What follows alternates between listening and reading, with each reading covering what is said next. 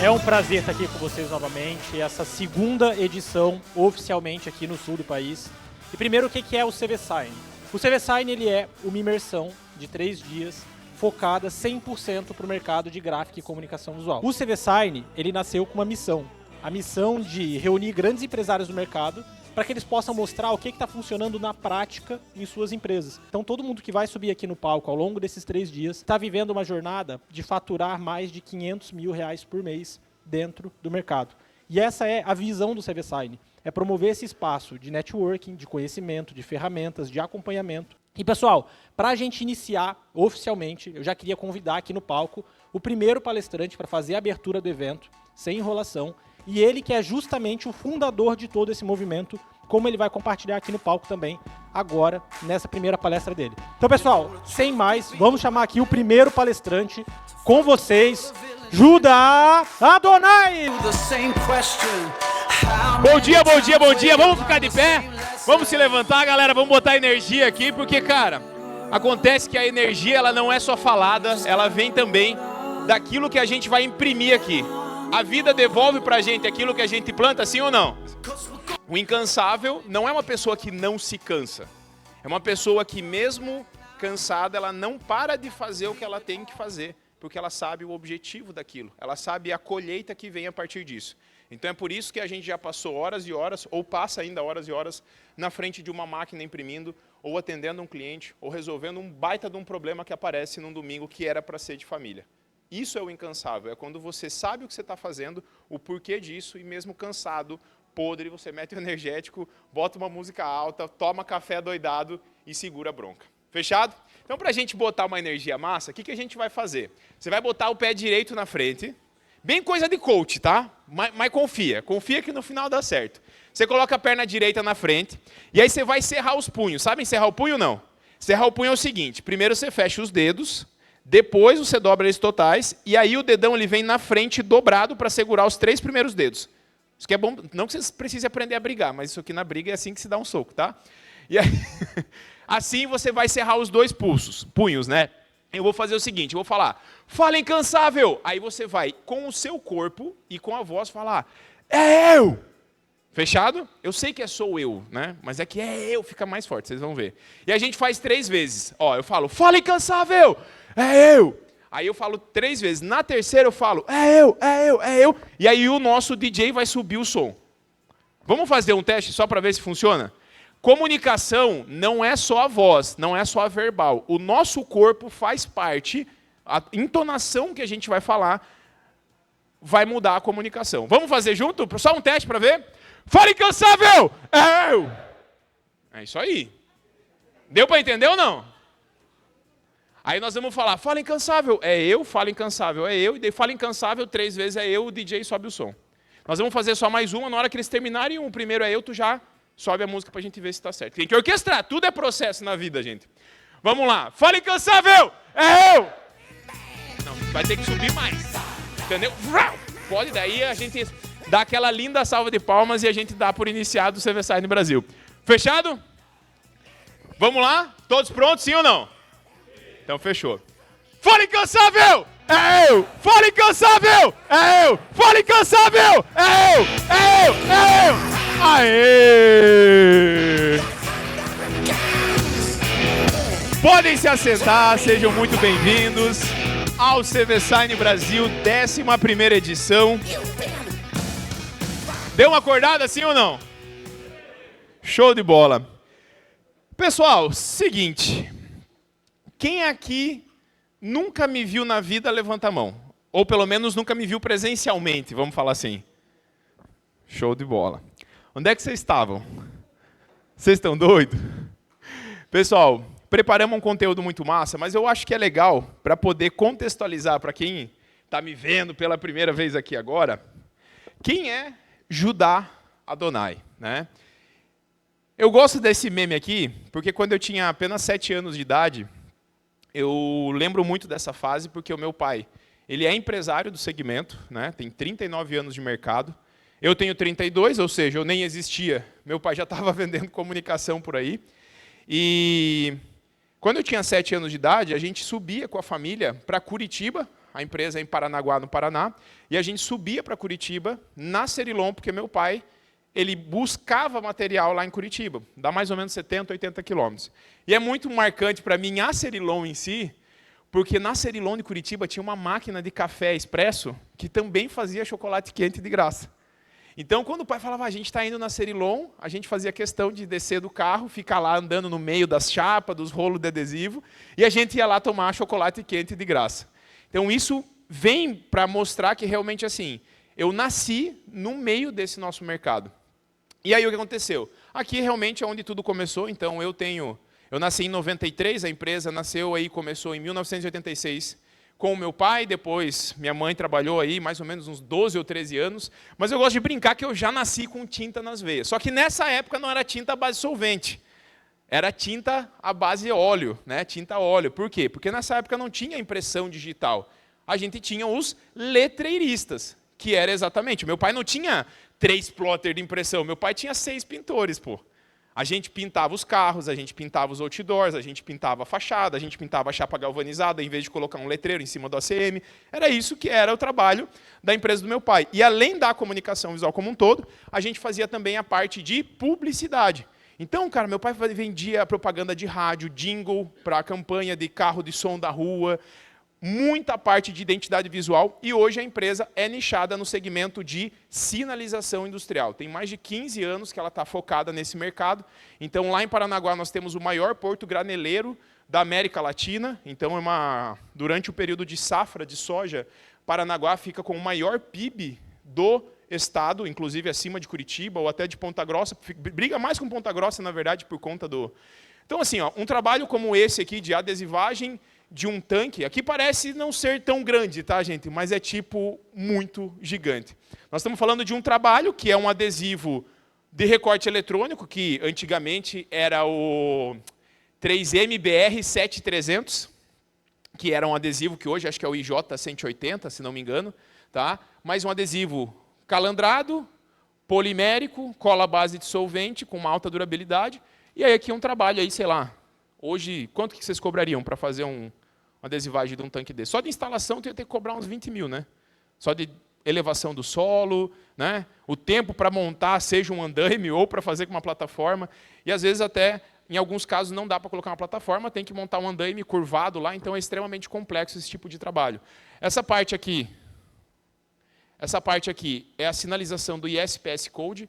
Então, é uma sinalização padrão internacional que mostra em que nível de segurança está operando um terminal. Cara, é uma estrutura feita de alumínio, placa de ACM com adesivo recorte eletrônico, Oracal 651 ou o BR6300, que são adesivos de alta durabilidade, com aplicação de película transparente, também de alta durabilidade. Então, são placas de valor de metro quadrado, R$ 1.800, R$ 2.500 quando está com laminação. Muito valor agregado.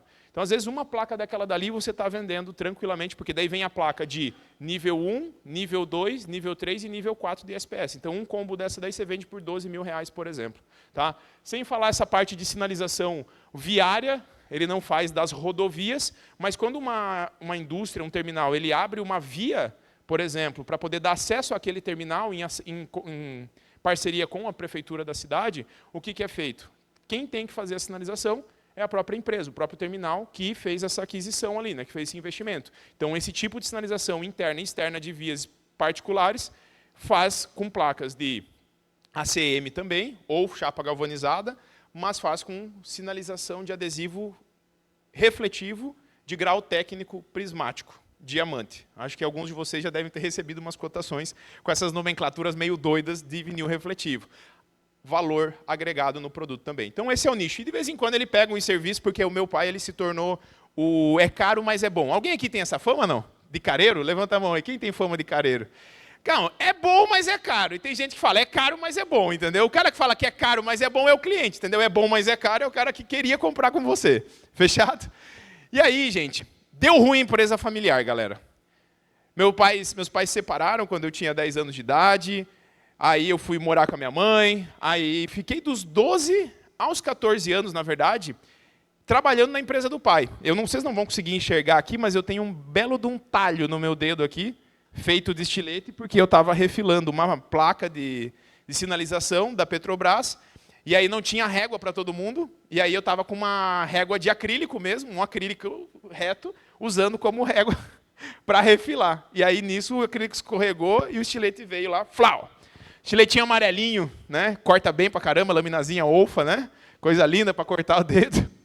E aí, cara, aqui aconteceu que eu decidi empreender sozinho. Eu falei com meu pai, falei, pai, eu não vou conseguir trabalhar contigo. Cheguei a ser vendedor da empresa dele durante 7 meses. Eu fui dos 14 aos 19 vendedor de doce na rua. Porque na separação dos meus pais, minha mãe foi morar em Minas Gerais, eu fui morar com ela, e lá a gente passou muita dificuldade, e por conta dessas dificuldades, eu tive que realmente ajudar a me sustentar, porque meu pai não me pagava a pensão, minha mãe estava lá resolvendo as questões da vida dela, me ajudando como podia, mas eu tive que contribuir com dinheiro, literalmente, que foi trabalhando, vendendo balinha de banana em Minas Gerais. Então, dos 14 aos 19 foi isso. Com 17 anos, eu tinha 23 pessoas abaixo de mim vendendo balinha no Triângulo Mineiro. A gente fabricava bala de banana já, comprava 1 tonelada de banana por semana para fabricar, tinha 4 pessoas fazendo bala de banana, colocando nos mesão, cortando quadradinho, passando no açúcar cristal, e eu colocava isso em pacotinho, 10 balinhas por pacotinho, e a gente saía vender todo santo dia, e eu tocava essa galera. Chegamos ao pico, o meu recorde de venda em um único dia foi de R$950. Isso nós estamos falando quando eu tinha 17 anos, eu estou com 32, então há 15 anos atrás. É como se eu tivesse feito, sei lá, R$2.500 hoje em um dia vendendo bala na rua. Loucura. Passei em 3 cidades nesse dia, trabalhei 19 horas, foi muito massa. Mas, aí quando meu pai me encontrou de volta, a gente voltou a se falar, eu estava com 19 anos, minha esposa estava grávida, eu falei, filho, para de vender balinha, cara, vem trabalhar comigo. Tinha falecido o Beto. O Beto era o designer do meu pai, nem designer, ele era desenhista, né? Ele era o nosso desenhista, porque ele desenhava literalmente os projetos, daí digitalizava e arte finalizava. E aí a jornada foi doida, cara, porque meu pai falou, preciso de ajuda, porque eu estou tendo que ir para a parte de design e não estou conseguindo atender os clientes. E você está aí vendendo na rua, por que você não vem vender com o pai? E aí eu fui vender comunicação visual, foi a minha primeira experiência. É muito louco, porque eu me vestia de bermuda, de tênis confortável e camiseta, porque eu abordava as pessoas na rua, né? E aí meu pai falou, não, você tem que ir de social. Daí meu pai calçava 42, a camiseta dele era GG, eu usava um M para G, e eu não tinha cinto de segurança, eu não tinha calça jeans, e as minhas primeiras vendas, atendimentos, foi junto com ele, com roupa dele, emprestada mesmo. Então era até engraçado, era tipo aquele filho, assim, com, sabe, a camisa maior, assim, era muito engraçado. Mas eu aprendi a vender com ele comunicação visual. E até eu comecei vendendo fotos aéreas. Em Paranaguá, como é um porto, a gente acaba fazendo voos de helicóptero, tirando foto dos terminais e vende isso a R$8.000, mais os quadros. Então, eu comecei a atender essas grandes indústrias, falando com os gestores. Então, cara, meu trabalho era passar o dia inteiro fazendo o quê? Cold call, ligação e prospecção fria de indústria. Esse era o meu trabalho. Porque não adiantava eu falar com o comprador. Porque o comprador, velho, ele não tinha o poder e a autonomia de escolher qual que era a foto que ia na sala da presidência da empresa. E aí eu tinha que falar com quem? Com o gerente da planta, com o diretor, com o presidente da indústria. E, cara, esse era o meu desafio. Aí eu aprendi muitas técnicas, algumas eu vou ensinar para vocês também, da prospecção de indústria, de multinacionais, né, de empresas relativamente grandes. Acho que todo mundo aqui já ouviu falar da Bunge, da Cargill, vamos falar outra, Yara, fertilizantes, ou entre outras marcas como Louis Dreyfus. E tem marcas que são mais locais lá de Paranaguá. Mas aí, eu trabalhei 7 meses com meu pai. Minha madrasta ficou meio com ciúme de mim e deu um jeito de arranjar uma treta comigo e me demitiu da empresa do meu pai. E aí eu falei, pai, eu vou trabalhar, porque eu morava em Santa Catarina com a minha esposa e tive que ir para Paranaguá para trabalhar com ele. E quando eu fui para trabalhar com ele, eu fui tipo com uma mão na frente e outra atrás para tipo viver para trabalhar na empresa da família. E como não deu certo, eu falei, pai, não consigo voltar agora para Navegantes, acabei de mobiliar meu apartamento, meu filho acabou de nascer, eu preciso de segurança para minha esposa, né, para minha família. E a minha esposa já engravidou de novo, logo na sequência, né? Porque eu vou me apresentar de uma forma bem simples para vocês, tá? Eu sou filho de Deus, casado com a Carla de Novaes há 13 anos, sou pai do Davi, do Eloí, do João e agora da Lavínia, que é o bebezinho mais lindo que vocês vão ver na vida de vocês, se você entrar no meu Instagram, tá? E aí eu sou triatleta Ironman pela primeira vez ano passado, sou um cara extremamente filântropo, se você entrar no meu Instagram, você vai ver sempre eu ajudando outras pessoas, principalmente vendedores ambulantes, porque eu sou ex-vendedor ambulante, então eu valorizo muito essa galera que vende as coisas na rua mesmo. E além disso, aí eu tenho as empresas, como a AFA, como a Agência Stand, a AIA, enfim, que são empresas hoje que dão, nesse momento, o sustento para minha família e geram dezenas de empregos, tá? Mas o que aconteceu? Essa foi a empresa que eu abri na cidade da minha família. Então eu conversei lá, pai, eu vou abrir uma empresa ou eu vou trabalhar com um projeto social. Ele falou, filho, os dois que tu escolher, eu vou te apoiar. Só que eu fiz a maior cagada da minha vida, que eu abri uma empresa na cidade do meu pai e eu comecei a ser concorrente direto dele. Eu me arrependo demais, mas infelizmente foi o que me amadureceu também. Então, aqui você tem a mão do meu irmão, que era meu sócio na empresa, e a gente entrou no mercado de sinalização. Enfim, aqui eu cheguei a ter 12 funcionários, mais 3 sócios, 15 pessoas. A gente faturava, em média, R$120 mil, R$100 mil, 360 metros quadrados de empresa, eu tinha serralheria própria. Aqui foi a minha fase de faz tudo, realmente. Porque aqui eu já tinha 3 filhos, eu já não conseguia dar bom dia com eles acordados, eles já estavam dormindo, né, de manhã, e eu chegava em casa de noite, eles também estavam dormindo. E aqui, realmente, eu dormia na frente da máquina, eu dormia na frente do computador, montando orçamento, às vezes. Eu falo dormir na frente do computador, é tipo, é você chegar no ápice do cansaço, e tu falar, agora, começar daquela pescada, não é tipo assim, pá, caiu e dormiu, não. Isso não acontecia. Até que você fizer isso na frente do adesivo, do rolo lá, vai dar muito ruim, né? Mas eu vivi essa trajetória. E aí, cara, a gente teve uma decisão que a minha empresa, minha família precisou de mim. A minha esposa começou a ter algumas crises de pânico, de ansiedade, começou a se sentir muito deslocada, teve realmente um quadro bem pesado ali de início de depressão e crise de ansiedade. Ela falou, vida, eu preciso ir embora, porque ou a gente volta para lá ou eu vou voltar, porque eu não aguento mais ficar aqui. E aí a gente desfez a sociedade com meu irmão, eu fui e abri a Insight. Então, nesse momento, minha esposa tinha essa casinha de madeira lá em Santa Catarina, a gente foi morar nela, 42 metros quadrados, e aqui começou a Insight, porque aqui na garagem eu coloquei uma mesinha para fazer uns acabamentos, e essa portinha aqui, a gente dividiu no meio a minha sala, ficou só o sofazinho lá para trás, e para frente ficou 2 mesinhas, para mim e para o Altair, que é o nosso designer até hoje. Né? Desde essa época ele era meu designer, foi meu primeiro funcionário, e está com a gente até hoje. Então aqui, cara, realmente foi em 2017 que as coisas começaram a caminhar. Então foi um ano que a gente faturou em mais ou menos R$460 mil. Aí eu fazia essa parte de sinalização, foquei bastante nisso, só que daí atendendo Santa Catarina, atendendo algumas empresas do Rio Grande do Sul, foi o mesmo foco, trazendo os laços da família. Essa fachada aqui foi a maior fachada que eu fiz, realmente. Na época foi um serviço de R$36 mil, e o carinha que está lá em cima operando a PTA sou eu. Porque eu não tinha mão de obra capacitada, eu fiz o curso, aluguei a máquina, era R$1.300 por dia, eu falei, cara, se for para alguém operar, para não tomar, né, bucha, sou eu. E, obviamente, eu não tinha precificado da forma correta. Mas pior do que não ter precificado da forma correta, foi o fato de que eu estava lá 100% presente na instalação. Então, aqui você vê as caixinhas de ferramenta, tudo bonitinha, o quadro metálico, lá em cima já tinha uma parte instalada, depois a gente revestiu de SM, depois colocamos os letreiros. Essa foto aqui é muito doida, porque na mesma semana que a gente tinha que fazer essa instalação, parte dos letreiros fabricados estavam dentro. Aquela minha casa aqui, ó, o que a gente tinha feito nela, né? Não foi essa aqui, uma casa atrás. A gente, que era igual a essa, a gente estendeu para o lado e atrás dela, e eu levei a empresa para o lugar. Porque esse terreno aqui é nosso, né? Tem 650 metros quadrados, e a gente estava construindo aqui uma casa, e do outro lado ia ser a nossa empresa. Então a gente veio morar, desfez essa casa para construir uma, e a outra a gente, enfim, fez os ajustes lá.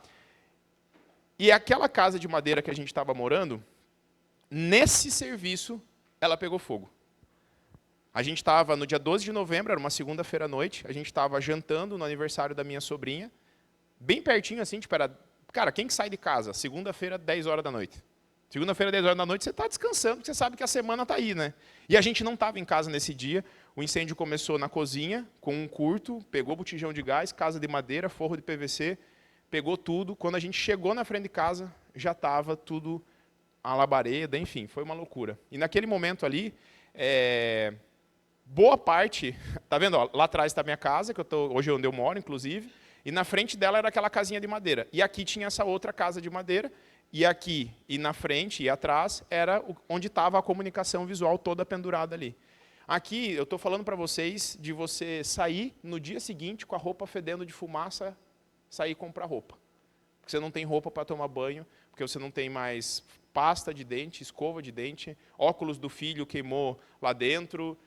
Nosso cachorrinho a gente perdeu também, ele ficou preso, porque, enfim, estava em casa. E ali foi a minha virada de chave. O que aconteceu? Essa foto até que eu mostrei para minha mãe. Para quem não sabe, a Dani, que hoje é sócia da Afacom, é essa moça aqui. Nessa época do incêndio, a minha casa era do lado dessa kitnet que minha mãe estava morando. Aqui era a minha equipe já uniformizada, né? E a gente estava entregando um serviço de cerca de 40 mil reais para a Intelbras. Que a gente fez 2.000 perfurados e 2.000 imantados para colocar no Intelbras Pontua, que é um programa deles que eu atendia a Intelbras em São José. Atendia a VEG Motores, que é uma empresa com 42 mil colaboradores em Jaraguá do Sul, enfim. Mas aqui é muito legal porque a gente estava realmente nessa situação muito doida aqui de produção adoidado.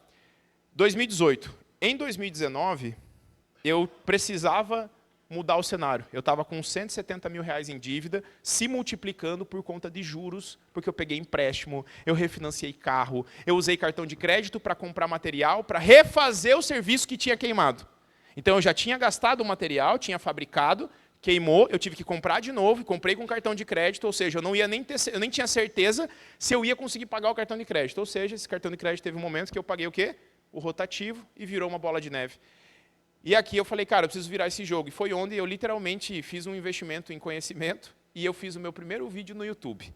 3 coisas que você nunca deve fazer durante o atendimento com o cliente. Aqui eu já estava num container, porque a minha empresa eu já tinha comprado o escritório próprio, eram 2 containers para o escritório, 60 metros quadrados, e mais um galpãozinho de 120 metros quadrados com possibilidade de mezanino. Para uma empresa que faturava 70 mil, tinha 5 funcionários, era o suficiente para nós. Já era bom para caramba, sabe? Ainda mais sendo próprio.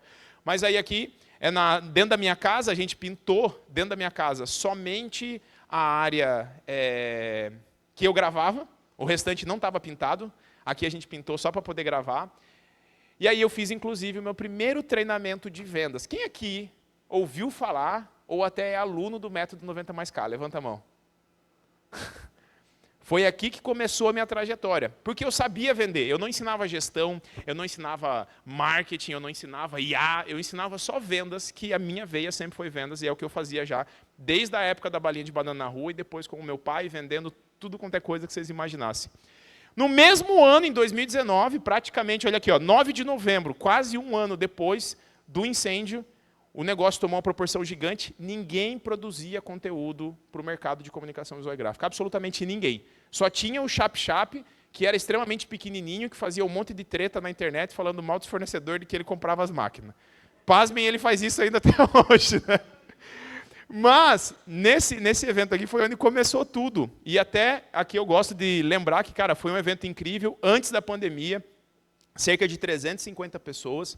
E aqui a gente teve, né, cara, para quem conhece, o Gabriel da Risca, o Valdeci da Arte Nobre, o Danilo Lopes foi o meu sócio na primeira edição, depois a gente desfez a sociedade, porque ele falou, cara, não vai dar certo esse negócio por causa da pandemia e tal, né, que foi logo no ano seguinte. O Chap aqui o Alequise, a Luciana da Grandes Formatos, a Ieda, que é a diretora da Feira Future Print também. Então, foi muita gente de peso, porque era o primeiro CV, Congresso de Vendas do Mercado Sign. E, obviamente, nessa mesma época, eu vendia Insight, eu estava em Santa Catarina com a Insight, que é aquelas fotos que eu mostrei, já tinha batido 1 milha de faturamento no mercado de sinalização, mas eu estava dando consultoria. E aí, um cliente meu, no final do primeiro CV Sign, eu falei, ó, eu tenho a minha última vaga de consultoria esse ano, e eu vou estar disponível agora. Aí um cara saiu correndo lá de trás do evento, ficou parado do lado da escada esperando eu descer. Ele falou, é minha. Eu falei, fechou. Esse cara que falou isso é o André, da TK. Ele, a Haas Gráfica em São Paulo, é uma empresa com 28 anos de mercado, e ele tinha assumido o braço da família, que era a parte de comunicação visual. E ele me chamou para fazer consultoria. Isso foi em dezembro de 2019. Em março de 2020, quando estourou a pandemia, eu estava como consultor dele e falou assim, Judá, a gente não sabe lidar com isso. Em março, para vocês terem uma ideia, foi dia 13 o lockdown? 13, 14? Foi isso, né? Foi 13 de março, né? Eu lembro que eu estava no aeroporto voltando da TK e a gente já tinha vendido 440 mil reais, no dia 13. E aí, o que aconteceu? Ele me chamou porque naquele mês vendeu absolutamente mais nada pós-lockdown. No mês de abril, a empresa tinha vendido 99 mil reais, com um custo fixo de 290. Ou seja, eles pediram um socorro. Cara, você consegue vir aqui e ficar com a gente? Eu falei, cara, não consigo ficar um mês aí, a não ser que a gente vista a camisa de sócio. e aí foi onde eu comprei 20% dessa empresa por R$1.100.000, fiz o M&A com a Insight, nessa época eu nem sabia que o nome era M&A, tá? A gente só fez uma fusão, juntou as panelas lá, fizemos conta de valuation, só que aqui eu assumi uma empresa com 55 colaboradores. 920 mil de faturamento médio com picos de 1 milhão, 1.800 metros quadrados. A gente está falando daqui, já tinha perdido algumas pessoas por conta da pandemia. Essa foto aqui, inclusive, ela é em janeiro de 2021. Eu, pela primeira vez na história da empresa, em 28 anos, fazendo uma apresentação de um planejamento estratégico. Porque a empresa nunca tinha tido um planejamento estratégico. Faturando 900 mil, os vendedores não tinham meta. Não existia rotina de RH, os sócios só se conversavam via WhatsApp pendurado o dia inteiro. Então foi onde eu comecei a estudar assustadoramente gestão, até porque aqui era só a nossa parte administrativa, nossa capacidade produtiva era de 71 mil metros quadrados por mês de material impresso. Então uma estrutura muito robusta, com 3 pisos, lá embaixo a parte de serralheria, pintura e marcenaria, aqui ficava a parte de... Fica, né? A empresa está lá ainda até hoje. Aqui fica a parte das máquinas, que é essa sala de impressão. Então, lá atrás tem uma Mega Graphic, como é que chama? Grand Speed, 3,20, mesa UV, 2 sublimáticas, uma látex, as plotters de recorte, mesa de corte, a serralheria no subsolo. E aí, de 2020 e 2021 eu fiquei como sócio. Em 2022, a gente acabou tendo um desalinhamento sobre umas questões do passado da empresa, que eles não tinham me falado. Daí eu falei, cara, não vou poder seguir. E eu tive que tomar a decisão de, cara, eu vou abrir uma empresa nova, vou virar concorrente dos meus alunos. Eu já estava com uns 3 mil clientes, 3 mil alunos dentro da AFACOM, mas não existia a AFACOM. Foi em janeiro de 2022 que nós decidimos deixar de ser o Judá Adonai treinador. E aí nós fundamos a AFACOM, que é a primeira instituição de ensino, e nessa foto a gente estava lançando o nosso primeiro curso fora da venda, que era o curso de contratação. Lançamos a AFACOM, um pouco depois a gente conseguiu certificação do MEC, hoje nós somos a única instituição do Brasil no mercado de comunicação visual e gráfica, de impressão digital, que tem reconhecimento do MEC na nossa metodologia. E, obviamente, isso é um pouco do que nos trouxe até aqui na 11ª edição. Hoje acontecem 4 edições por ano do CVSign, essa é a 4ª e última edição desse ano. Aconteceram 2 em São Paulo, março e julho. Em setembro fizemos em Fortaleza e hoje viemos aqui para pertinho de casa, né? O que significa faturar? Porque a gente vendeu para vocês essa ideia, né? Cara, nesse evento, a gente vai te mostrar o caminho para você faturar R$500 mil por mês. Quem aqui gostaria de faturar R$500 mil com a operação mais leve? Levanta a mão e fala eu. Eu imagino que vocês queiram isso. Mas o que é de fato? O que representa o processo? O que representa o processo de faturar R$500 mil por mês, na prática? Eu vou trazer alguns mantras para vocês que norteiam. Porque eu fui um faixa preta. Eu me tornei um faixa preta e entendi que só ter toda aquela estrutura... Gente, era uma estrutura extremamente linda, sim ou não? Quem gostaria de ter uma estrutura dessa na empresa? Meu Deus do céu, velho. 1.800 metros quadrados, tudo bonitinho. Tu viu ali a nossa área administrativa, cara? Aquelas baias daquele jeito. Piso laminado, pô. No banheiro tinha piso laminado, vocês não estão entendendo? Era outro nível mesmo. E aí o que aconteceu? Eu aprendi que o faixa preta, ele é literalmente o faixa branca que não desistiu. Porque em algum momento, a TK foi uma empresa faixa branca faturando seu primeiro R$1.000. Depois faturou 10, depois 20, 30, 40, 50. E eles demoraram talvez 25 anos para chegar na faixa preta. E hoje a gente tem empresas chegando na faixa preta em 6 anos, em 7 anos. Tem empresas que já estão, por exemplo, faturando 200, 300 mil reais por mês, que em 6 meses conseguem faturar 500 mil reais por mês. E é por isso que essas pessoas vão subir aqui no palco para falar com vocês, além de mim. Tá? Então, literalmente tu acreditar que a faixa preta ela é um resultado da construção de tarefinha a tarefinha, de passo a passo, de processo a processo, respeitando esse crescimento. Tá? Outra coisa, feito é melhor do que perfeito. Gente, isso daqui vocês sabem de cor e salteado. O cara chega para ti e fala assim, você trabalha com não sei o quê? Tu nunca fez na vida. E aí tu fala, faço.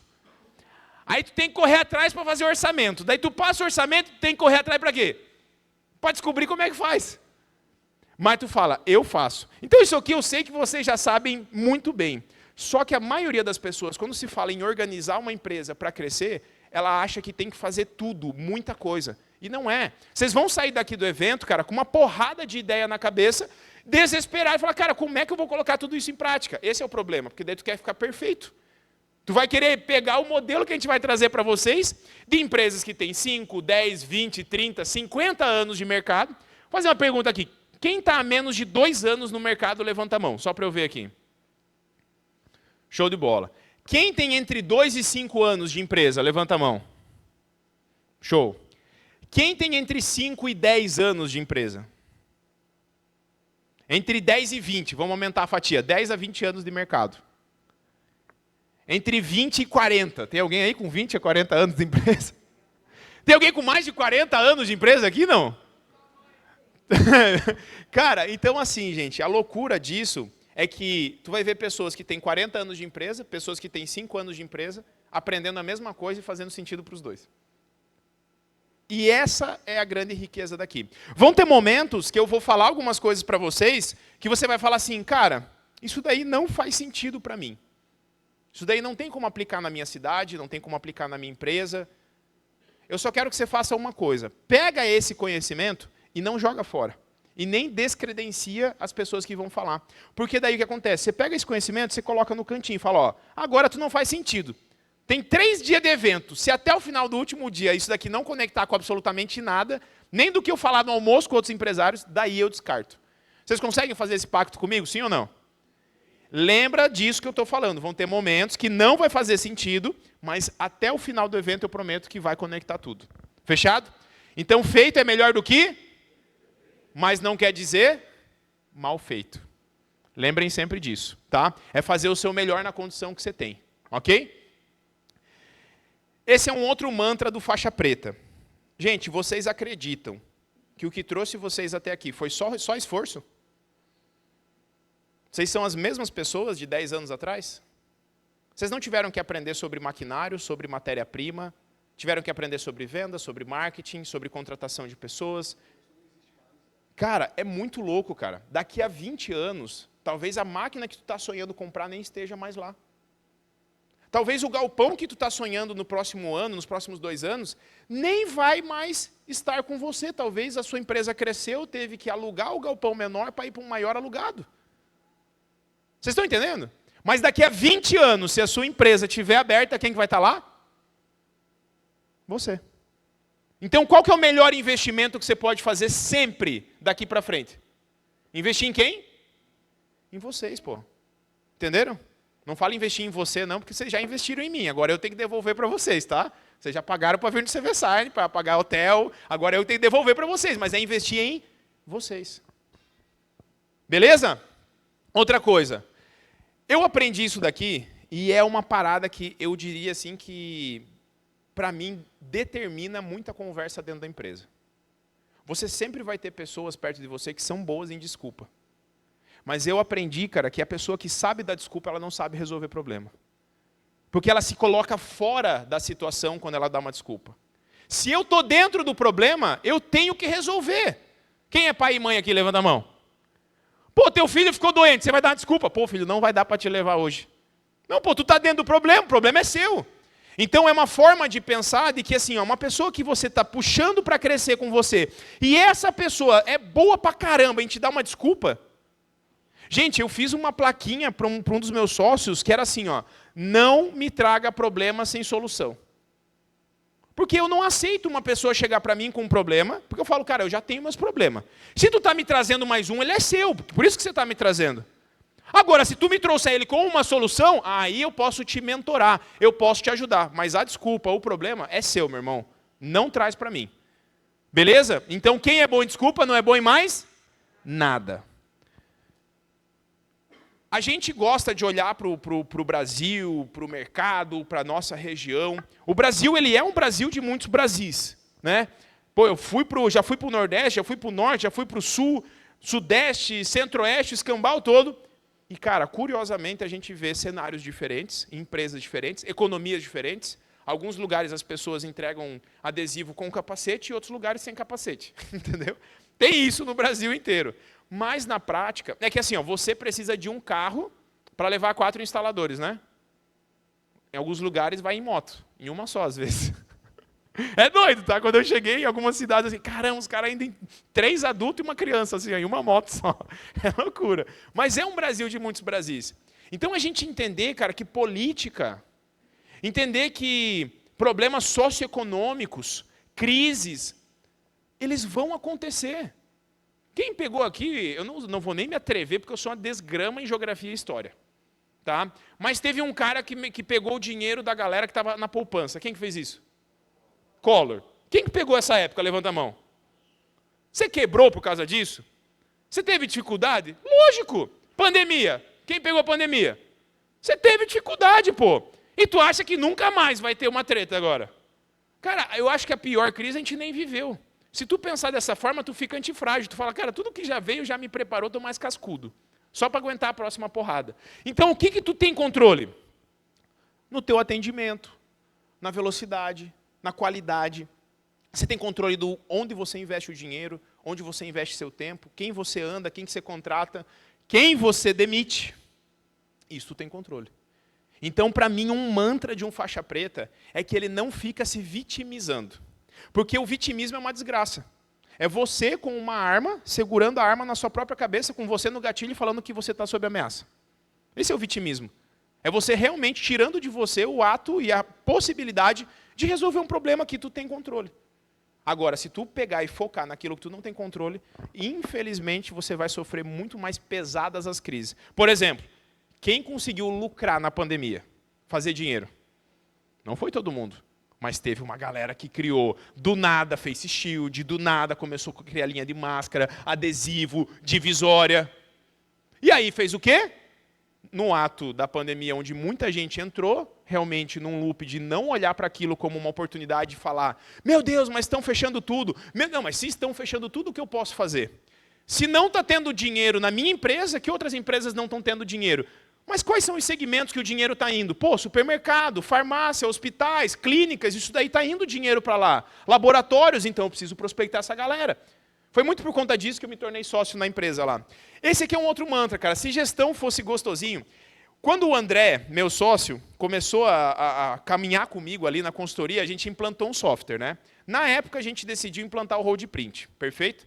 Não estou aqui para falar qual que é o melhor software, qual que é bom, qual que é ruim, mas a gente decidiu implantar o Roadprint.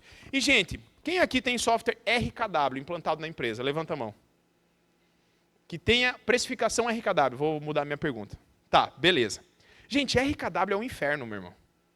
Porque você tem que medir o tempo da dobra, você tem que medir o tempo... Para vocês terem uma ideia, você tem que saber o tempo de corte do perímetro que tem a cada 1 metro do perímetro demora para cortar num estilete ou numa serra ou, enfim, numa ferramenta para você poder fazer a precificação. Você tem que saber todo o aproveitamento de matéria-prima, você tem que saber quais setores vão passar aquele determinado custo. E eu lembro que o André, indignado de ter que fazer a precificação e configurar as coisas no sistema, porque ele conhecia, né, a parte dele na sociedade era a parte orçamentista e dar suporte para maquinário. Então, se máquina, a gente tinha 3 turnos de impressão, se desse treta de madrugada, era ele que tinha que ir. Isso estava no nosso contrato societário. E eu, inclusive, ficava só 10 dias por mês lá. Eu sempre ia dia 25 e voltava dia 5. Eu ficava os últimos 5 dias do mês para tocar o terror no comercial e os primeiros 5 dias para fazer o planejamento, passar o alinhamento do mês para a galera. Esse era o meu principal papel. E a gente tinha uma rotina de todos os dias às 11h30 se reunir para lapidar a questão administrativa, tomar decisão. Mas um dia ele falou isso aqui para mim. Ele falou, caramba, Judá, a gestão não é gostosinho. E me pegou demais, cara. Porque gestão não é gostosinho. Mano, vocês estão em Santa Catarina, do lado de Balneário Camboriú, do Beto Carreiro, Praia de Bombinhas, Porto Belo, Itapema. O que é gostosinho? Ficar aqui ou lá? Pô, mano, gostosinho, eu vou falar para vocês, é você ir lá no Recanto do Fábio, em Itapema, comer uma carninha lá. Um frutos do mar lá na praia de Estaleirinho. Lá é massa. Você não está aqui porque é gostosinho, você está aqui porque precisa ser feito. Fechado? Esse é um outro mantra. A gente tem o grupo dos alunos lá da AFACOM, velho. E aí teve um dia que um cara de Campinas, ele postou no grupo de aluno uma sapata de 1,5 metro de profundidade, fora do chão, obviamente, né? E, cara, tinha 1 por 1, assim, ó. Tipo, era muito gigante aquele negócio, com as esperas, com a barra roscada, um negócio assim que... Cara, eu nunca vi tanta interação no grupo. Cara, como que tu fez? Que ferro que tu usou? Como que tu fez o cálculo? 50% de quem estava fazendo pergunta nem trabalhava com comunicação visual. Mas os caras se apaixonam. A gente se apaixona pelo produto. Isso que é punk no nosso mercado. A gente se apaixona e aí não vai para a gestão. Mas a gestão é que é essa verdadeira sapata da sua empresa. É a gestão que sustenta a parada. Se você não souber gestão de prioridade, gestão de pessoas, gestão de processo, gestão de projeto. Imagina se tu não souber pegar uma OS e distribuir em 8 empresas que tu tem dentro de uma. Porque eu não sei se vocês já pensaram por aí dessa forma, nesse ângulo aqui. Mas a sua empresa, ela é uma empresa feita de uma marcenaria, talvez, de uma serralheria, de uma empresa de impressão, de uma empresa de corte, de uma empresa de acabamento. E aqui você tem uma empresa de prestação de serviço, que é onde fica a sua equipe da produção. E aí quando você vende um serviço, às vezes eles vêm para cá, às vezes eles não vêm para cá, e vêm para cá, e vêm para cá. É assim ou não é? Dependendo do que tu vender, pá, fica mudando o negócio. É complexo isso daí. Se tu não aprender a ser um gestor de projeto, tu tá lascado. Então, a gestão é a sapata do seu negócio. E, obviamente, a hashtag que a gente criou pro CV Sign Brasil é que, cara, venda cura tudo. Eu não sei em que momento você está na empresa, mas se você não estiver vendendo, até o funcionário bom, você olha mais para ele. O ruim, então, ele fica muito mais pesado. Quando você não está vendendo, um retrabalho, ele custa muito mais, porque às vezes ele custa o saldo da conta. Uma contratação ruim custa muito mais quando tu não está vendendo, porque tu já está arriscando de trazer mais uma pessoa para dentro da empresa. Então a venda, ela vai mudar completamente qualquer cenário da sua empresa. Obviamente, uma venda boa, uma venda bem feita, uma venda estruturada, com a precificação certa. A gente vai ver muito sobre venda, sobre marketing e gestão aqui dentro desse evento, perfeito? Agora eu quero compartilhar com vocês 9 etapas que você precisa estruturar no seu negócio para que você possa realmente ser uma empresa. Porque assim, gente, tem muita empresa que chega na faixa preta, mas ela está com um problema. Quem aqui conhece o sistema de faixas de faturamento? Levanta a mão. A maioria de vocês conheceram na entrada, vocês estão com um botãozinho, não estão? Que representa ali a faixa de faturamento de vocês, perfeito? Por que a gente fez isso? Porque, basicamente, o faixa branca, ele fatura de 0 a 20 mil reais por mês. E existem problemas de faixa branca.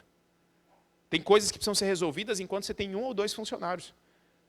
Por exemplo, se você não arrumar a sua precificação desde o começo e registrar os seus orçamentos, registrar todos os seus contas a pagar e a receber, quando você é faixa branca, tu está lascado. Quando você vira faixa azul, tu precisa aprender a contratar. Porque na faixa azul, você está ali com 2, 3, 4, 5, 6, 8 funcionários. De 20 a 100 mil reais por mês.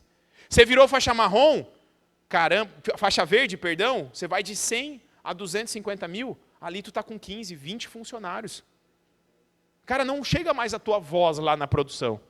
Se tu não tiver um PCP, se tu não tiver um gestor de produção, tu tá lascado, cara. Vai se perder e vai ficar o dia inteiro as pessoas batendo na sua porta. Quando você vira faixa preta, se você não tem um RH, faixa marrom, se você não tem um RH, por exemplo, como é que você vai lidar com todas as semanas entrando e saindo pelo menos 2 pessoas? Contratando freelance. Como é que você vai lidar com isso? Você não tem tempo. Como é que você mantém 35, 40 pessoas engajadas, vestindo a camisa? É processo, gente. Então, existe uma estrutura base para você poder faturar 500 mil, mas de forma organizada, de forma mais leve. Vamos começar aqui. São 3 pilares, tá? O primeiro pilar é a produção blindada. O terceiro pilar é você ter uma máquina de vendas. E o terceiro é o controle da empresa na sua mão. Perfeito? Vamos explodir aqui, então, primeiro a produção blindada. O que faz a sua produção ser blindada? São 3 principais passos. O primeiro deles é a responsabilidade na entrega. Tu precisa conseguir fazer com que as pessoas que estão na produção, elas realmente entendam o que é importante para você. Se você é uma pessoa organizada, cara, eu não sei como que vocês são, tá? Mas andar num piso desse daqui, por exemplo, para mim é difícil, porque eu não consigo pisar na emenda do piso. Eu sou um cara que eu atravesso a faixa de pedestre pisando na faixa branca, meu irmão. Se eu pisar no preto, eu acho que vai acontecer alguma coisa, entendeu? Volume da minha televisão, do meu carro, é de 5 em 5. Não sei por que criaram o número ímpar fora do 5. Não tem por que existir, entendeu? Minha cabeça é meio doida, assim, de transtorno obsessivo-compulsivo, de organização e padrão nas coisas. E aí o que acontece? para mim, velho, se eu gosto de organização, as pessoas que estão na empresa, elas precisam saber disso. Porque se ela for desorganizada, ela vai tirar a minha paz. Se eu chegar lá, cara, se tu pegar a minha bolsa, que está em algum canto aqui, tu abrir e falar assim, Judá, onde que está tal coisa? Eu falo para você que bolso que está. Se eu chego na empresa, o cara vai embora e deixa os cabos do mouse assim, ó, fazendo o zigue-zague, eu fico doido. Por que não enrola bonitinho ali e já deixa? É difícil, velho, ser assim, mas daí as pessoas precisam saber. Então, se você é responsável na entrega, se você sabe o perfil do cliente que você está atendendo, tu tem que conseguir passar essa cultura para as pessoas. Como que um cara que está na sua produção, quando você solta um serviço do seu maior cliente, esse cara fica brabo porque chegou mais uma OS da Coca-Cola. Sempre passando na frente de todo mundo esse cliente aqui. Pô, é o cliente A da empresa. O cliente compra 50% do faturamento ou mais, por isso que tem mais OS e por isso que a OS passa na frente, pô. Mas daí tua equipe não sabe. Fica indignada na rádio peão, brigando porque está chegando mais um serviço desse. Eu fui atender uma cliente em Curitiba, foi muito engraçado. Eu fui entrevistar o PCP dela, daí ele reclamou um monte das donas. E aí quando eu falei com a dona, ela pegou e falou assim, não, cara, a gente às vezes tem que pegar a OS, trazer aqui atrás das costas e colocar lá embaixo das outras OS para falar que estava lá, porque se a gente levar o OS mostrando, eles vão falar, tá louco, mais serviço, e não sei o quê. Então, tem que trazer isso. A responsabilidade na entrega tem que ser uma verdade dentro da tua produção. Segundo passo, uma organização que funciona. Cara, isso aqui parece redundante, não parece? Uma organização que funciona? Mas vamos pegar um exemplo aqui. Quem aqui tem pelo menos um painelzinho lá na empresa, na produção, no comercial, no financeiro, que tu criou aquele painel, tu botou na parede, ele funcionou 3 semanas e nunca mais foi usado, e hoje tem um monte de coisa encostada em cima. Quem tem um painelzinho desse, levanta a mão. Cara, tu organizou a parada, tu fez, tá ligado? Tu fez o mais difícil, que foi viver o problema, criar uma solução, criar o processo, mas daí tu não fez funcionar. Faltou cultura de execução, faltou rotina de acompanhamento, faltou treinamento, faltou gravar vídeo de como fazer, quando fazer, quem fazer. Quando não der certo, quando que muda, quem que muda, por que muda. Porque gestão não é gostosinho, você tem que fazer o que tem que ser feito, meu irmão. Você está entendendo? Eu brinco assim, gente, que ó, eu adoro correr de kart. Se tem uma das coisas que mais me deixa feliz é correr de kart. Eu corria muito de carro, né, na rua, errado. E daí minha esposa falou, ó, você parar de dirigir igual um louco, eu vou me separar de você. Daí eu tive que mudar, tá? Mas eu era esse retardado que passa pela direita, acostamento, sabe? Esse cara tenso assim mesmo, eu era esse cara correndo. Aí minha mãe falou, corra no lugar certo. Melhor coisa, comecei a correr de kart. Eu adoro fazer triatlo. Eu tenho 3 filhos meninos de 11, 12 e 13 anos. Eles jogam bola junto comigo, cara. Literalmente, eu falei para ele, cara, mais massa para mim é poder jogar bola com vocês hoje, assim, é uma das coisas que eu mais gosto. Aí eu adoro ficar com a Lavínia. A Lavínia, velho, depois entra no meu Instagram lá, @JudáAdonai. E vê aquela bebezinha, que coisinha mais linda que é, velho. Cara, ela olha assim, papai, eu derreto, entendeu? Não tem como, isso é o que eu gosto de fazer. Eu não vou para a minha empresa para ter o mesmo prazer que eu tenho em casa, ou que eu tenho com a minha esposa, ou que eu tenho com os meus filhos. Eu vou para a empresa para fazer o que tem que ser feito, para quando eu estiver em casa eu poder dar o que eu puder dar, o que eu quiser dar para as pessoas que eu amo. Ponto. Isso é o que eu acredito. Eu não sei se eu estou certo ou errado, mas é como eu vejo o mundo. Então a organização que eu vou colocar um processo, vou colocar um script para o cara fazer o primeiro contato com o cliente. Vou colocar uma meta de no máximo 50 segundos para responder o cliente sempre que ele entrar em contato com a gente. Aí eu me pergunto, o que precisa ser verdade para isso acontecer? E depois que isso acontecer, para que continue acontecendo, o que eu preciso? Quem que precisa estar executando? Quem que precisa ter rotina? E a execução é literalmente ficar em cima. Nós somos educadores. Às vezes os nossos colaboradores, eles não tiveram educação dentro de casa. A escola não educou e você tem que ensinar o básico. Sim, isso faz parte do nosso papel como empresários que gera demanda. A sociedade é movida pelos empreendedores. O empreendedor gerou um emprego, ele vai puxar pessoas. E às vezes tu tem que educar, de vez em sempre. É raro, mas acontece sempre, né? Você tem que ensinar e explicar. E, gente, criança, você não tem que falar. Eu tenho crianças em todas as idades lá hoje, né? Estou entrando na adolescência agora. que está acontecendo? Problemas novos. Aí eu preciso descobrir, cara, qual que tem que ser a frequência de conversar com ele? Meu filho, está com um pouquinho mais avançado numa coisa, outro na outra. Teu funcionário é igual. Então você tem uma creche, gente. Eternamente com crianças. E sempre vai ser assim. Ei, olha para mim. Aceita que dói menos. Você está entendendo? Não tem nenhuma sacada. Sônia, muda depois de 50 anos de empresa? Não muda, pô. Tu vai ter que fazer a mesma coisa. Aí tu vai numa palestra do João Adib Marques. O cara é um monstro. 5 bi de faturamento no ano. Aí você ouve a palestra do cara e ele fala assim, 60% do meu tempo é treinando gente. Você fala, meu Deus, eu achei que ia acabar. Aí você ouve o Guilherme Benchimol, da XP Investimentos. Você senta para ouvir o cara e fala assim, cara, 70% do meu tempo é RH. Por quê? Porque você vai passar a vida inteira, velho, tendo que fazer uma organização e fazer ela funcionar. E vai e cobra, e cobra, e cobra, e cobra, e sorrindo, e cobra, e cobra, e cobra. Não é diferente. Talvez você vai ter que cobrar. Quando você cobrar 2 vezes, a pessoa não fizer a mesma coisa, na terceira tu não cobra. Entendeu? Tu promove ela para o mercado de trabalho. Daí você pega outra pessoa e vê, pô, essa aqui eu cobrei 2, já deu certo. Não preciso ficar em cima o tempo todo. Vou pegar e ensinar outra coisa para ela. E assim segue. Estudo e capacitação. Presta atenção. Você está 10 anos dentro do mercado. Você entende de cabo a rabo tudo o que a gente faz. Aí você quer que um funcionário que entrou há 6 meses dentro da tua empresa entenda e saiba pensar como você? Quanto tempo ele estudou? Quanto tempo ele estudou o que você sabe? Porque não é só estudar. É principalmente estudar o que você sabe, fazer download da sua cabeça. Não existe uma forma. E outra, existe diferença entre a pessoa estudar autodesenvolvimento, ela saber ter inteligência emocional para não xingar o coleguinha. Outra coisa é ela estudar conhecimento técnico, que é saber como fabricar tal coisa, como fazer tal acabamento, como emitir tal nota fiscal. Isso é conhecimento técnico. E existe conhecimento de processo interno, que é aquilo, ó, nós usamos o software dessa forma, quando vai fazer esse serviço nós fazemos dessa forma. São 3 tipos de estudo que a pessoa tem que ter. O autodesenvolvimento, que é pessoal, tu não tem responsabilidade. Tu pode até promover, colocar critérios, indicar livros. O estudo técnico, tu tem que pegar e dar munição para ele. Porque, gente, assim, ó, infelizmente, às vezes o teu colaborador ele é igual a você.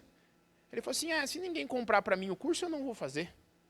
Tem gente aqui que veio arrastada para o CVSA, eu tenho certeza. Tem gente que o sócio fala, eu vou e tu vai, porque tu precisa ouvir lá.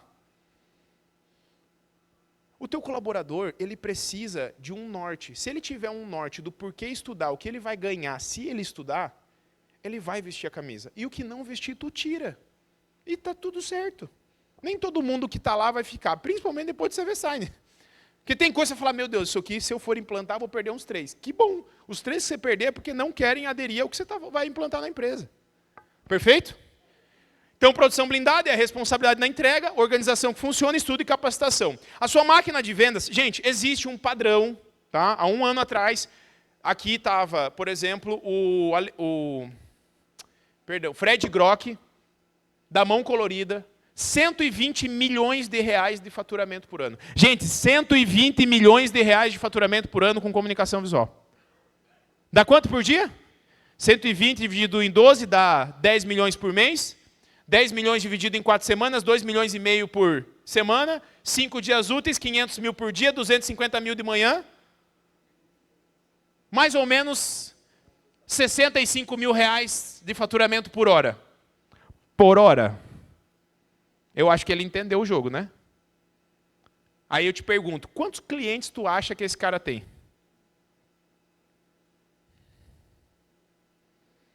3. Como? Ele palestrou, inclusive, falando disso. Não que seja um padrão, mas eu encontrei um padrão nas empresas faixa preta. Elas têm clientes grandes. Elas não têm um monte de pedido de 50 reais, não, tá? Elas não têm pedidinho de 150 reais, não.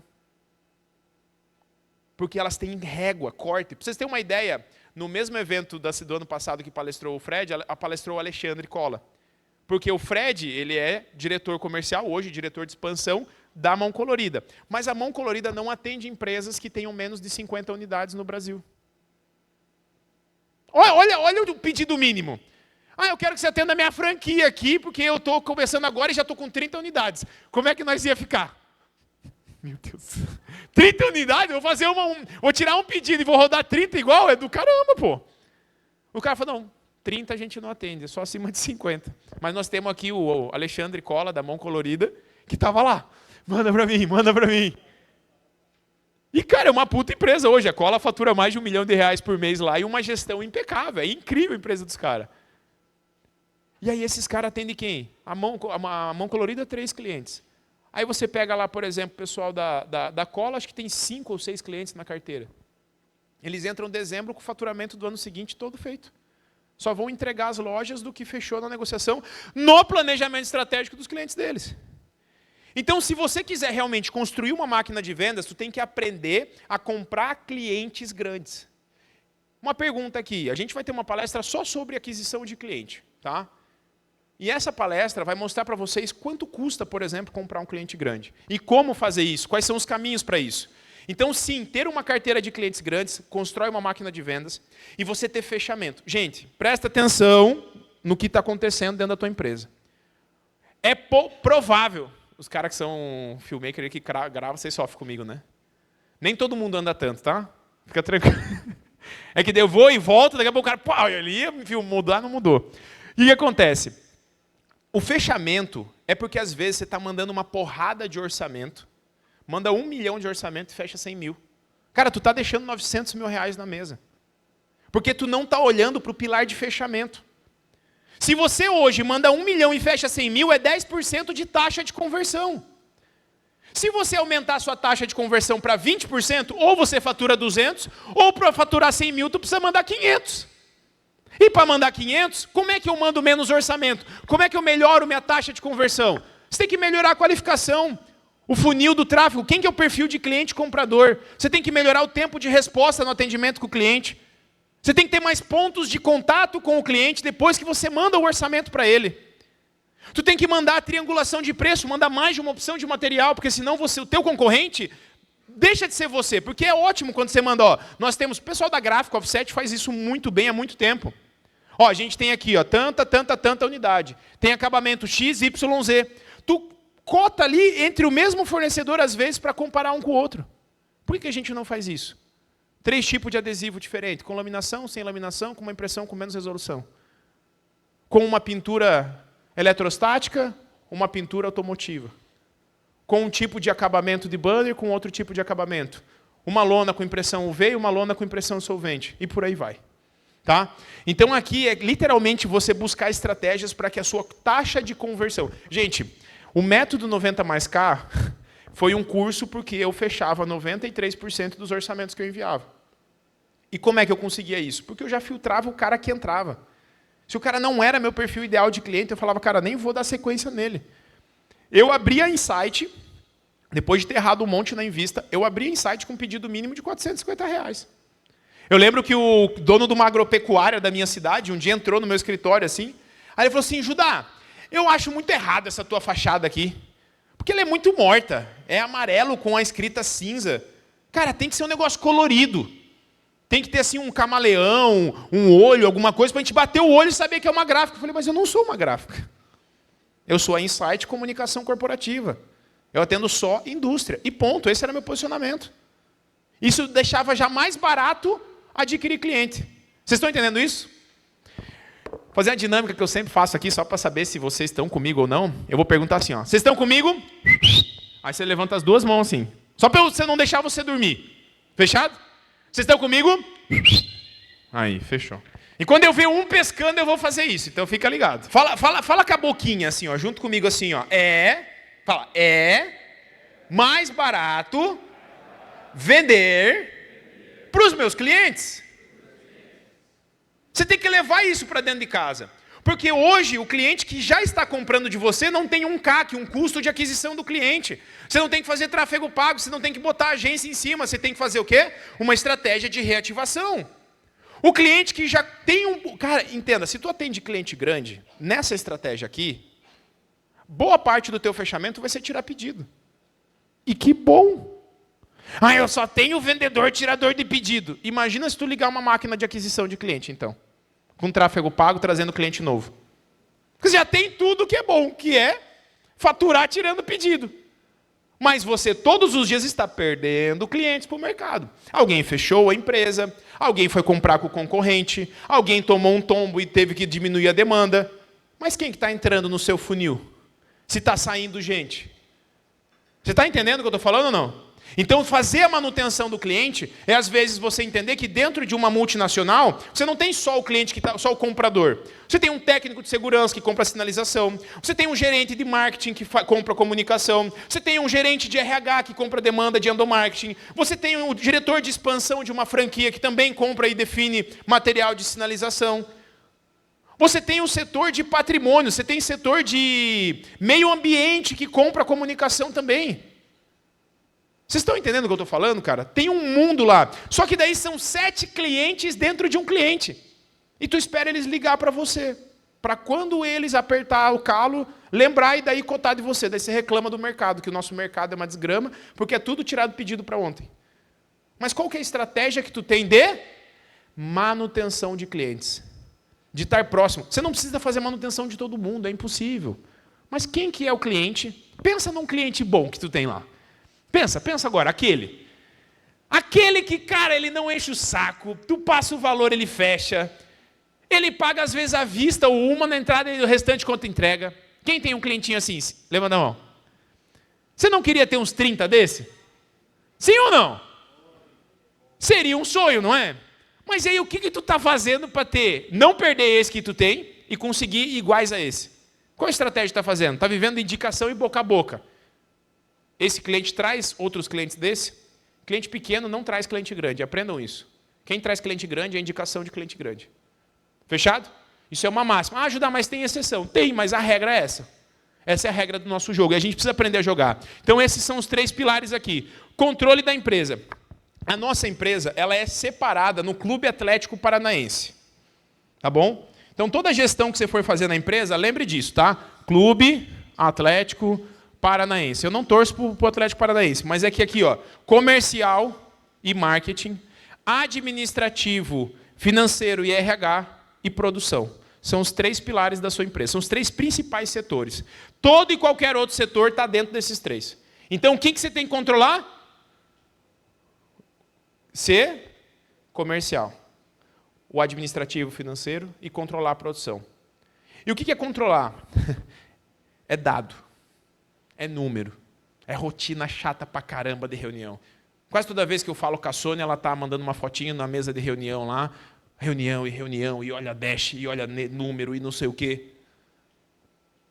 Gente, se você não tiver com controle do teu negócio na mão, não tem como tomar decisão inteligente. São 3 passinhos assim, ó. Registra, analisa e toma. Levanta os 3 dedos para você gravar um negócio. É uma escadinha aqui, ó. 3 dedinhos assim, ó. Registra, fala comigo. Registra, analisa e toma a decisão.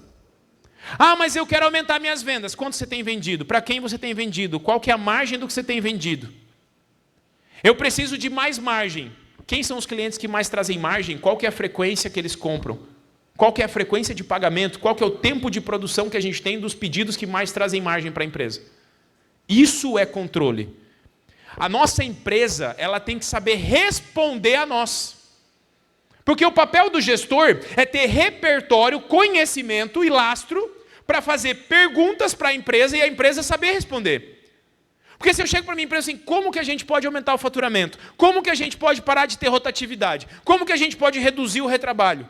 Eu estou fazendo pergunta, é meu papel de gestor, e a empresa tem que me responder em dados. Ó, esse aqui é o nosso dado, esse aqui é o nosso dado. Fechou, eu como gestor, como repertório, estudando, lendo livro, participando de eventos, eu sei o que precisa ser feito. Faz assim com o bracinho, assim, ó, junto comigo, assim. Faz assim, pra vocês gravar um negócio. É ridículo, eu estou igual vocês aqui fazendo, tá? Nós estamos todo mundo junto passando vergonha. Faz assim agora. Isso daqui, gente, é tipo um ponto de interrogação. Não parece um ponto de interrogação? Mas é também uma cobra dando bote. Toda vez que você faz uma pergunta, tu está dando o bote na sua empresa. Toda vez que você pergunta para o seu cliente, você está dando o bote nele. E se a pessoa responder com pergunta, daí é uma pessoa que entende do jogo. Agora, chega às vezes teu funcionário para você e fala assim, ei, quanto que eu posso dar de desconto? Tomou o bote. O que tu faz? Tu responde. Tu fala, não, esse aí tu pode dar tanto. Sabe o que é louco? Vou contar um segredo para vocês. O ser humano, ele é extremamente preguiçoso. Preguiçoso. Pensar gasta energia, sim ou não? Perfeito. Se pensar gasta energia, por que o colaborador pergunta? Que ele não quer o quê? E tu responde por quê? Porque tu não quer gastar teu tempo fazendo uma pergunta, fazendo ele pensar. E no momento que meu funcionário chega para mim e diz, pai, quanto que eu posso dar desconto? Fala, cara, qual que é o serviço? Ah, tal. A gente já tem no histórico algum orçamento desse que a gente deu desconto? Qual que é a média que a gente dá? Qual que é a margem que está nesse negócio? E, cara, devolve com pergunta. Quando a gente faz uma pergunta para a nossa equipe, para os nossos sócios, até para os nossos fornecedores, a gente está dando uma oportunidade dele pensar. E se ele pensa, ele cria linha neural, ele tem sinapse. E quando ele tem sinapse, ele vai aprender a pensar, vai ter uma linha neural que ele vai poder responder da próxima vez sem perguntar para você. Então aprenda a responder pergunta com pergunta. É uma habilidade. Experimenta hoje, na hora do almoço, fazer pergunta para os outros. Se vocês almoçar tudo junto, vai ser engraçada a conversa, né? Mas eu vou te falar, dependendo da pergunta que tu fizer, a pessoa esquece e obrigatoriamente ela vai te responder, porque depende do caminho neural que você atingiu na cabeça dela. Principalmente se você estiver interessado. Como que tu faz tal coisa? Entendeu? Em vez de você pegar e perguntar sobre você, você se torna interessado e não interessante. Isso é técnica, né, velho? Vocês já sabem. Mas vamos lá, controle financeiro, controle de pessoas e controle comercial. Esses são os 3 níveis de controle que tu precisa ter dentro da sua companhia. Perfeito? Ah, Judá, mas o que é o controle comercial? Gente, tem indicadores básicos. Abaixa um pouquinho meu microfone. Existe o controle de venda, de faturamento, de taxa de conversão, de ticket médio, de CAC, de LTV. Judá, nem sei o que você está falando. Fica tranquilo que hoje mesmo vocês vão sair daqui com essa resposta. Quais indicadores que eu tenho que olhar para o meu comercial? Quais são esses indicadores? Existem indicadores financeiros, como margem de contribuição, que determina teu resultado. Tem coisas que impactam e tem coisas que determinam.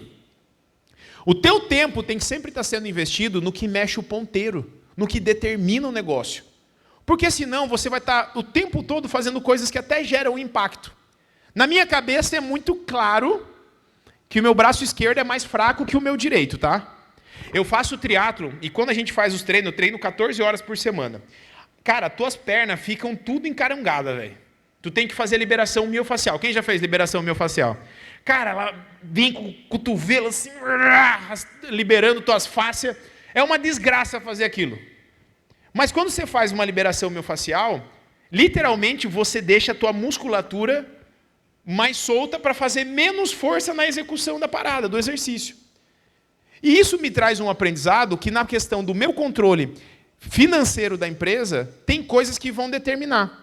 Então eu tenho o meu braço direito mais forte que o meu esquerdo e eu sempre gravo, cara, meu braço direito é o que determina, meu braço esquerdo é o que impacta. Isso que eu tenho que fazer agora, determina o impacto ao resultado da empresa. E tem indicadores que determinam e tem indicadores que impactam. Tem indicadores que você não precisa nem olhar. Tu vai olhar uma vez por ano. Quem aqui olha balanço patrimonial todo dia? Fala, Judá, o que é balanço patrimonial? É de comer? Como é que é isso aí? Mas tem gente que nem olha para isso. Uma vez por ano, pelo menos. Olha todo mês, Sônia? Não, pô. Mas tem que olhar. Tem sua periodicidade de olhar. Então, galera, o controle faz parte do seu negócio 100%. O nosso mercado está numa mudança brutal agora. Eu acho que todos vocês têm se perguntado, alguns até vieram com essa indagação de saber realmente o que a IA vai mudar no nosso mercado. Quem tem esse ponto de interrogação aqui? Até onde que vai IA? Será que vai alguém entregar placa? Vai um robô entregar placa? Será que vai dar para comprar um robô, ensinar ele a adesivar e botar esse robô para trabalhar, cara, 24 horas por dia? Onde ele vai aprender com a própria aplicação e com o feedback? Eu acho que sim. Em algum momento, se ninguém fizer, eu vou comprar e botar na empresa de alguém só para ver se dá certo. Se der certo, eu quero ser o primeiro a alugar funcionário de comunicação visual de produção. Principalmente instalador de fachada, que daí nós resolve a vida, né? Se o robô souber montar andaime, meu irmão, aí já era, lá vem a égua. Multimilionário, entendeu? Gente, o mercado mudou. a gente fez algumas pesquisas pesadas, tanto nacional quanto internacional, até porque o mercado brasileiro ele é um reflexo do mercado americano. Tá? A gente tem que entender isso. O que está acontecendo lá vai acontecer conosco. O que é látex para nós hoje, lá já é lei, já é obrigatório.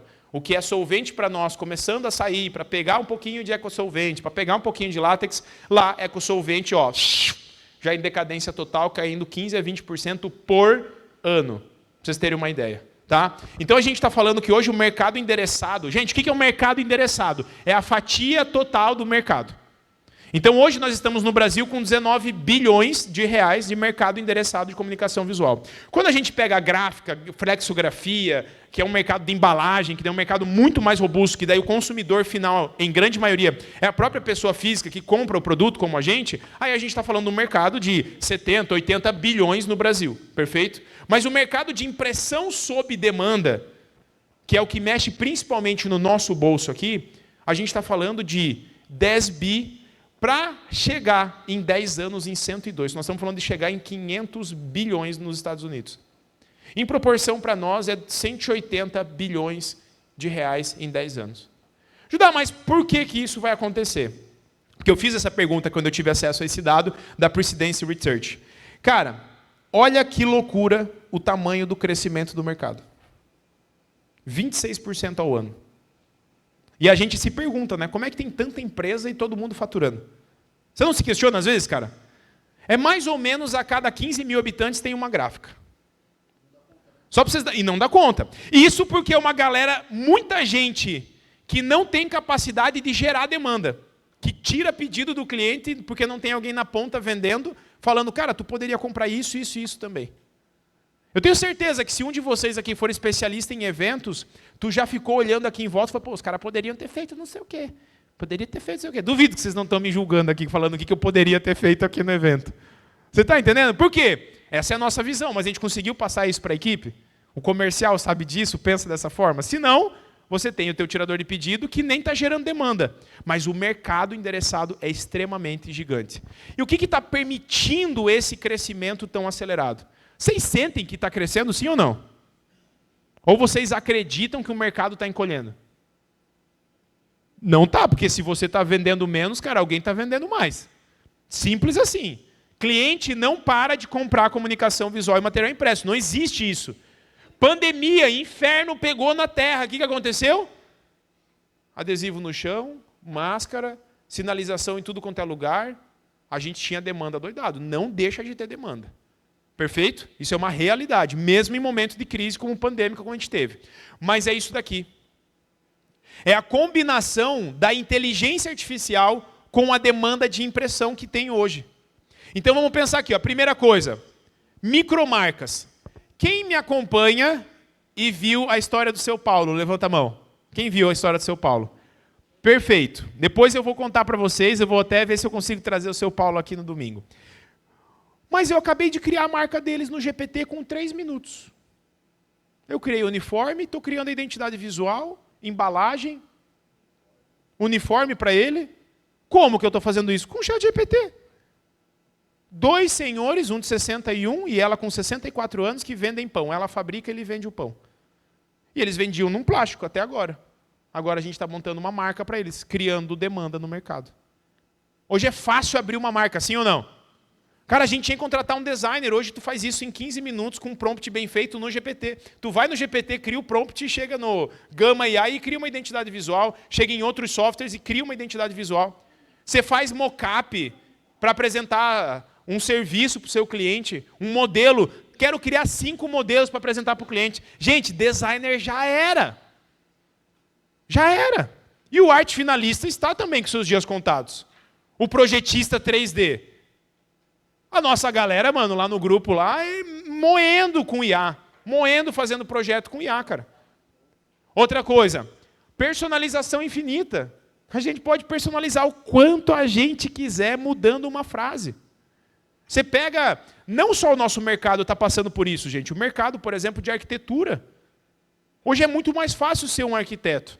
Porque tu pega alguns livros, você aciona esses livros numa conversa do GPT e tu usa ele como teu conselheiro e tu pega o projeto, sobe lá, pede para ele dar o feedback, tu sobe lá, pede para ele dar o feedback. o nosso mercado está mudando brutalmente. Por quê? Hoje isso daqui, ó, gente, as grandes gráficas do nosso mercado, vamos falar assim, ó, gráfica brutal mesmo, tá? Print, a Zap Gráfica, Futuro Imbatível, Atual Card. Essa galera é muito bruta, velho. O investimento que eles estão fazendo em workflow. Olha só que loucura o que a Print fez. Eu fiquei de cara com isso. Eu estou aqui com vocês, perfeito? Dando um treinamento. Aí está gravando tudo. Eu vou subir a gravação do CV Sign depois na plataforma da Hotmart. Tem uma IA lá dentro que resume todos os vídeos que eu subi. Aí eu clico em um botão e ele gera um livro do meu curso, que no meu caso seria do CV Sign. E aí esse livro, eu não preciso sair fabricando 10 mil para vender. Eu posso simplesmente pegar esse meu livro que é um resumo, é uma apostila do CV Sign para você comprar depois, que é só com o resumo de tudo que a gente está falando aqui, feito com IA. E se você comprar, você vai clicar num botão na Hotmart, você vai colocar o seu cadastro, você vai receber na sua casa e a Print vai imprimir a sua apostila para mim, ligada diretamente na Hotmart. A YClap também está fazendo essa mesma estratégia. O que é isso que eu estou falando para vocês? É isso aqui, ó. O mercado de quem já está grande no mercado, eles estão se preparando exatamente para microempresários, para microdemanda, que é gigante. O mercado de infoprodutores, que é essa galera que tem empresas de educação digital e etc., esse mercado está crescendo assustadoramente. Para vocês terem uma ideia, a maior semana de faturamento do mercado digital aconteceu semana passada. Foi a maior semana de faturamento da história do digital. Não foi há um ano atrás. Hã? Sim, o movimento da Black Friday foi brutal.